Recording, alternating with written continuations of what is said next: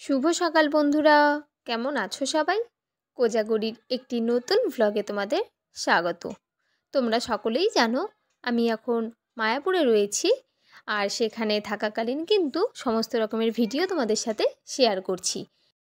আমরা মায়াপুর কিভাবে পৌঁছালাম এবং সেখানে কোথায় থাকলাম, কতটা কম খরচে আমরা থাকার জায়গা পেয়েছি, সেটাও কিন্তু তোমাদের সাথে শেয়ার করেছি। এখন তোমাদের সাথে শেয়ার করব আমরা কোথায় দুপুরে আর রাতে খাওয়া দাওয়া করব। কোথায় কোথায় খাওয়া দাওয়ার ব্যবস্থা রয়েছে, কিভাবে সেখানকার কুপন কাটতে হবে, কত টাকা দাম, কখন সময়, সমস্ত রকমের কিন্তু তোমাদেরকে জানিয়ে দেব, যাতে পরবর্তীতে তোমরা মায়াপুরে এলে তোমাদের কোনো রকমের কোনো সমস্যা না হয়। তার জন্য তোমাদের আজকের ভিডিওটা কিন্তু দেখতেই হবে। চলো এবার মেন টপিকে ফিরে যাই।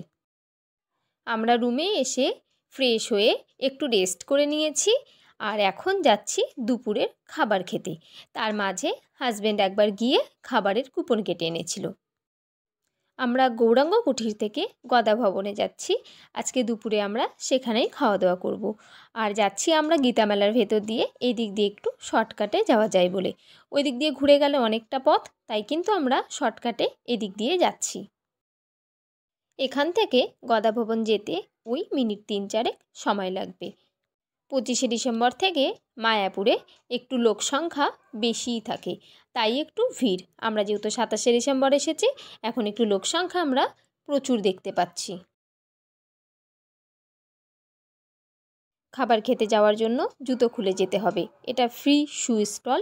এখানে আমরা আমাদের জুতোগুলোকে একটা বস্তাতে ভরে তারপর সেখান থেকে কুপন নিয়ে আর জুতোর বস্তাটা শু স্টলে জমা দিয়ে যাব। বাইরেও জুতো খুলে রাখা যায়, তবে হ্যাঁ, সেখান থেকে হারিয়ে যাওয়ার সম্ভাবনা থাকে, তাই কিন্তু স্টলে রাখাটাই সেফ। আর দেখুন, খাবারের লাইনও কিন্তু অনেক হয়ে গেছে। যেহেতু এই ভবনটাতে আমাদের সবথেকে ভালো লাগে খাবার খেতে, হয়তো অন্য সবারও, তাই লাইনটাও কিন্তু প্রচুর রয়েছে। অনেকটাই পেছনে দাঁড়িয়েছি, তবে হ্যাঁ, এই লাইন যখন এগোতে শুরু করে খুব একটা বেশি টাইম লাগে না। ভেতরে একসঙ্গে 800 থেকে 1000 জন একসাথে বসে খেতে পারে। আর হ্যাঁ, এই গদা ভবনে খাবার জন্য 80 টাকার কুপন কাটতে হয়। যেহেতু এত লোক একসাথে খাবার খায়, তাই কিন্তু লাইনটা অনেকটাই এগিয়ে এসছে। চলো তোমাদেরকে এবার বাকিটা দেখাই। মায়াপুরের প্রতিটা কাজই এত সুন্দরভাবে সিস্টেমেটিক হয়, যার জন্য কিন্তু সবটাই বেশ গোছানো। আর দেখো, লাইনটা আগাতে আগাতে আমরা চলে এসেছি এমন জায়গাতে যেখানে কুপন জমা নিয়ে ভেতরে পাঠানো হচ্ছে। এখানে কুপন জমা নিচ্ছে, যার যার কুপন তার তার হাতেই রাখতে হবে। আর এখানে বেসিন রয়েছে, যারা হাত ধোয়ার তাদেরকে হাত ধুয়েই ভেতরে যেতে হবে। আর এই হচ্ছে খাওয়ার সেই বিশাল জায়গা। তবে জানেন তো, এবার একটা জিনিস দেখলাম, এবার বুফে সিস্টেম করেছে। প্রতিবার আমরা বসেই খাই, আর বসে খাওয়া জায়গাটাও কিন্তু বিশাল বড়। আপনারা দেখতেই পাচ্ছেন, ভেতর থেকে অনেক বড় জায়গা। আর এখানে প্রচুর লোক হাতে হাতে খাবার নিচ্ছে। এবার সিস্টেমটা একটু আলাদা রকমের করে দিয়েছে। চলুন তবে, লাইন ধরে তো ভেতরে চলেই এসেছি, এবার খাবার নেওয়ার লাইনেও কিন্তু দাঁড়িয়ে পড়েছি। এক এক করে সবাই পাতা নিয়ে এগিয়ে যাচ্ছে। লাইন বাই এক এক করে সবাইকে এক এক করে খাবার দেওয়া হচ্ছে। এই দেখুন, আমাকে এক জায়গায় পাতা দিল আর এক জায়গায় ভাত। এবার যেতে বলছে সামনে, সেখানে দেবে তরকারি, তারপরেটাতে দেবে রুটি, তারপরে দেবে একজন বাটি। সেই বাটিতে দেওয়া হবে কিন্তু পায়েস। আমার সব খাবার নেওয়া হয়ে গেছে, আর এই দেখো আমার থালিটা। খাবার খাওয়া কমপ্লিট করে আমরা বেরিয়ে এসেছি। নিচে আর টেবিলে জায়গা ছিল, সেখানেই আমাদেরকে ভাগ হয়ে বসে খাবার খেতে হয়েছে। আর এখন দেখাবো তোমাদেরকে রাতে আমরা কোথায় খাবার খেয়েছি তারই একটা ভিডিও। রাতে আমাদের খাওয়ার স্লিপ কাটা হয়েছে গীতা ভবনে। সেখানে রাতের স্লিপ 40 টাকা, আর দিনের বেলা 40 টাকা এবং 60 টাকা, দুটো স্লিপই কিন্তু পাওয়া যায়। আমরা সন্ধ্যাবেলা একটু গীতা মেলায় ঘুরেছি, আর তারপরে চলে এসেছি এই গীতা ভবনে। আর এই গীতা ভবনের সামনেটা কিন্তু পুরোটা হলুদ আর সাদা চন্দ্রমল্লিকা দিয়ে সাজানো।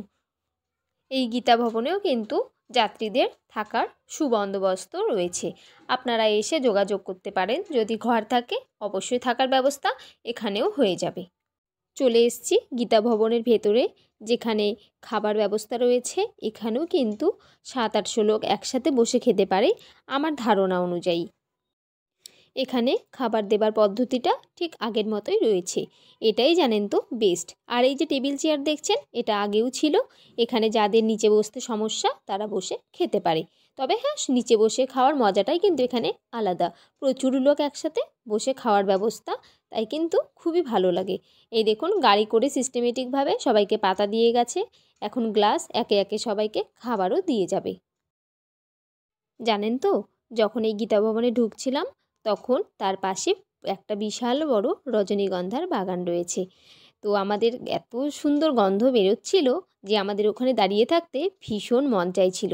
তবে হ্যাঁ, লাইনে যেহেতু রয়েছি, দাঁড়িয়ে থাকার তো আর সেরকম উপায় নেই, তাই জন্য কিন্তু আমাদের এগিয়ে আসতে হয়েছে। আর মায়াপুরে ফুলের এত সুন্দর সাম্রাজ্য দেখে যেন মনটা জুড়িয়ে যায়। আমার ভিডিও দেওয়া রয়েছে ফুলের সাম্রাজ্যের, তোমরা চাইলে চ্যানেলে গিয়ে দেখে নিতে পারো।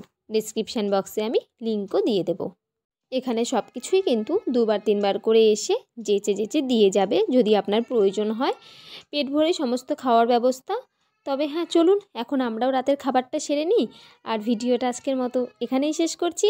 সবাই ভালো থেকো, সুস্থ থেকো, আর হ্যাঁ, পাশে থেকো। আমার সমস্ত ভিডিওগুলো একে একে আসতে থাকবে, দেখতে থাকো। ভিডিওটা ভালো লাগলে একটা লাইক করে দিও। খুব তাড়াতাড়ি তোমাদের সাথে শেয়ার করব মায়াপুরের গীতা মেলার ভিডিও। তোমরা অনেকেই লাইভ দেখেছো, তবে হ্যাঁ, ভিডিও আমি খুব তাড়াতাড়ি দেবো।